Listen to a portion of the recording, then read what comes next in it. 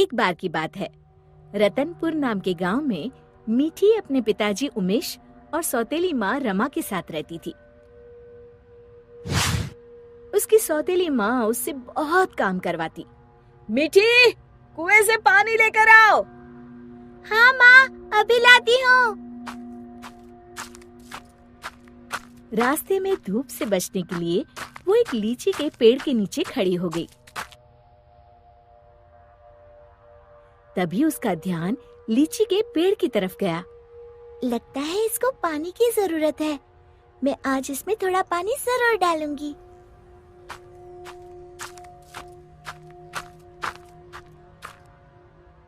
लौटते समय मीठी अपने घड़े से थोड़ा पानी लीची के पेड़ में डाल देती है।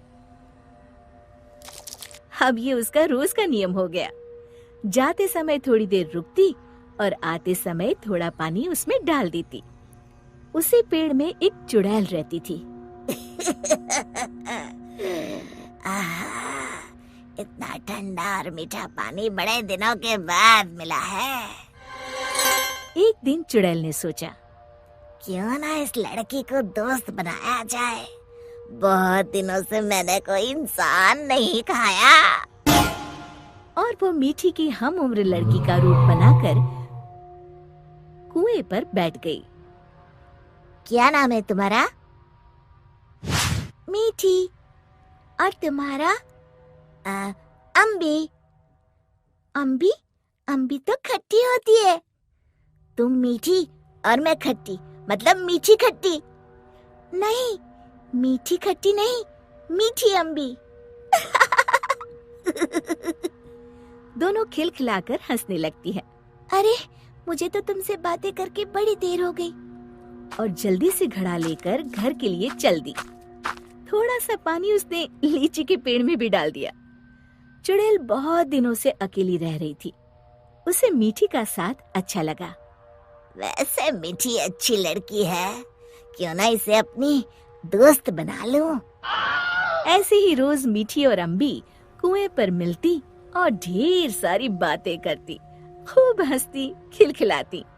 एक दिन, आज तो बड़ी देर हो गई, मीठी पानी लेने नहीं आई। क्यों ना उसके घर जाकर देखूं। ये सोचकर चुड़ैल मीठी के घर पहुंच गई। वहाँ उसने देखा, मीठी, अभी तक तुमने बर्तन नहीं धोए और पानी भी नहीं लाई। बस माँ, खाना खाकर अभी बर्तन धोती हूँ। कब से खा रही हो? जल्दी उठो, बहुत काम है। खाना खाकर मीठी बर्तन धोने लगी। आज मैंने लीची के पेड़ में पानी भी नहीं डाला और ना ही अपनी दोस्त से मिल पाई। तभी चुड़ैल ने जादू से पूरे बर्तन 1 मिनट में धो डाले। मीठी आश्चर्य से यहाँ वहाँ देख रही थी कि चुड़ैल उसके शरीर में प्रवेश कर गई और वापस आकर सोफे पर लेट गई। अच्छा, तो राजकुमारी आराम फरमा रही है। बर्तन कौन धोएगा? धुल गए। रमा को मीठी की आवाज भारी सी लगी। अच्छा, जादू से धोए हैं क्या? हाँ। अब झाड़ू कौन लगाएगा? कपड़े कौन धोएगा? तुम। और कौन? अच्छा, तो मुझे जवाब देती है।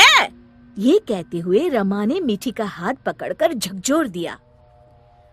पर मीठी रोज की तरह रोई नहीं, तो रमा को और तेज गुस्सा आ गया। मारने के लिए आगे बढ़ी ही थी कि मीठी ने उसका हाथ पकड़कर गोल घुमाकर छोड़ दिया। रमा तेजी से गोल गोल घूमने लगी। कुछ देर तक घूमने के बाद रमा ने एक बार फिर हाथ उठाने की कोशिश की। इस बार एक धक्के में रमा घर के चारों कोनों में टकराई और फिर एक कोने में जाकर गिर पड़ी। अब जाकर कपड़े धो। जाती हूँ। वो आराम से सोफे पर लेटकर टीवी देखने लगती है।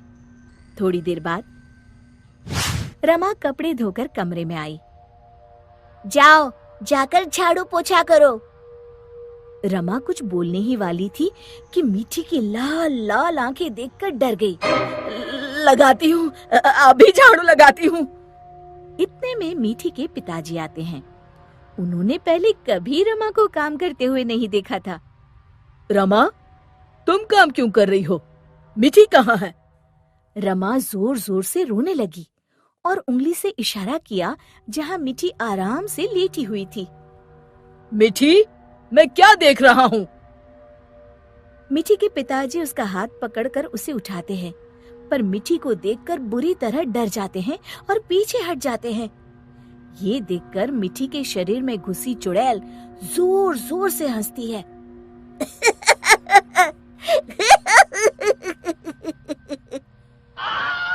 उमेश समझ जाता है कि मीठी पर चुड़ैल का साया है। कौन हो तुम और यहाँ कैसे आई?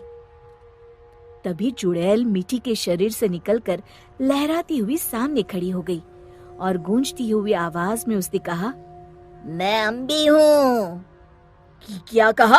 अम्बी मतलब लीची वाली चुड़ैल?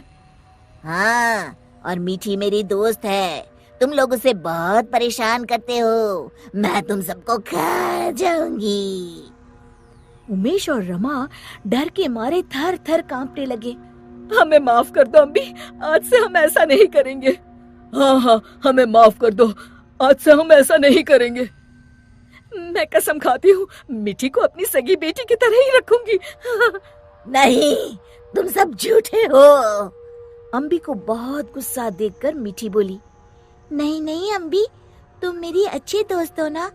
मेरे माँ पिताजी को कुछ मत करो। नहीं, इन्हें सबक मिलना जरूरी है। तुम्हें मेरी कसम। ठीक है, अभी छोड़ देती हूँ, लेकिन जब भी तुम्हें मेरी जरूरत हो मुझे बुलाना, मैं फौरन आ जाऊंगी। और फिर उस दिन के बाद से रमा ने कभी मीठी को तंग नहीं किया। शिक्षा: हमें किसी के भोलेपन या मजबूरी का नाजायज फायदा नहीं उठाना चाहिए।